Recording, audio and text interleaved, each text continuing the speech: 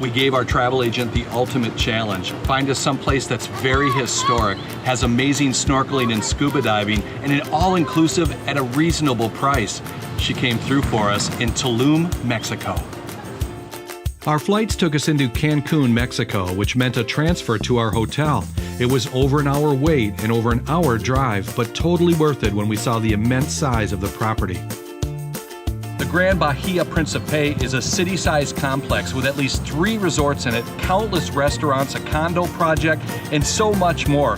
We chose to stay here at Tulum.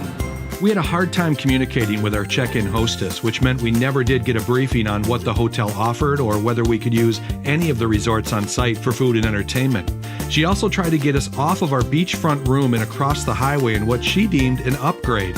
We were glad we stayed put, close to the ocean, food, and entertainment. Nightly shows were themed at Tulum, and the buffet slightly changed but was always impressive. Our package included 3 upscale restaurants on property. The food was amazing, but the service varied. Speaking of packages, our agent hooked us up with Delta Vacations, and they had Armando right on property every morning. He checked out dive trips for me, and we picked an excursion that included the big 3, Mayan ruins, cenote diving, and lagoon snorkeling.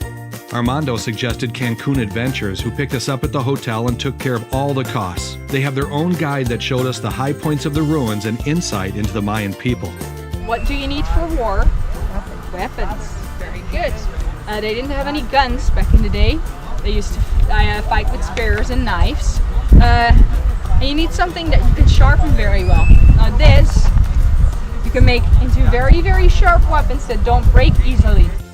The only drawback to a tour is you're always on the clock. We had about 40 minutes of time after the tour to see the sights and get back to the van. You'll never see everything, but you do get a good appreciation for the ancient Maya.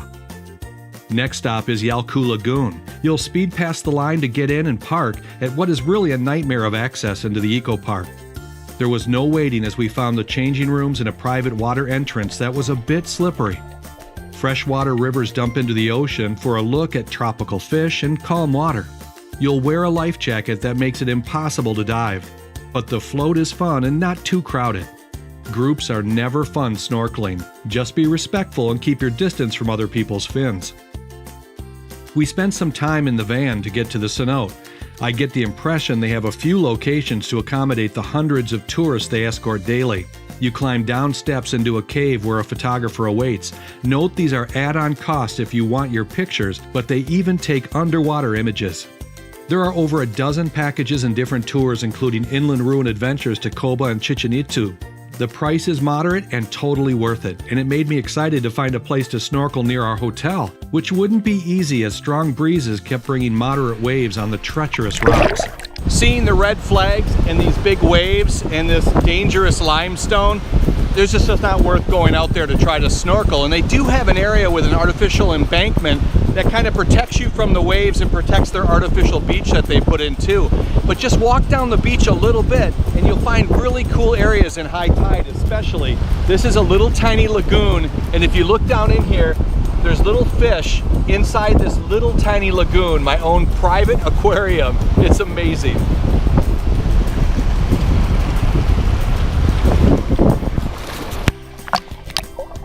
I've been a diver for nearly 30 years with good experience in high currents and surf, so I decided to ask our hotel experts for something I could walk to. They advertise free diving, but that I think is just in the pool because there's no place in the ocean that you can go. And even at this information desk, they told me there was no place to snorkel. So we just followed some other fins down the beach and found the perfect spot. The Yucatan is home to one of the world's largest reef systems, second only to the Great Barrier of Australia. Just a quarter mile down from the gazebo on the beach are a few floats that mark fantastic snorkeling. I just had to wade through tons of seaweed to get to open water. I don't know if it's the time of year or just the constant breeze that brings this seaweed in, but it's a daily chore for beach cleaners at the resort to clean it up.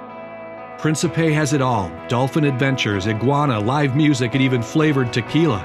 We found it to be safely tucked away from anywhere, and while you'll wait forever to get a drink delivered at the pool, it's a bargain for the price and the excursions that await.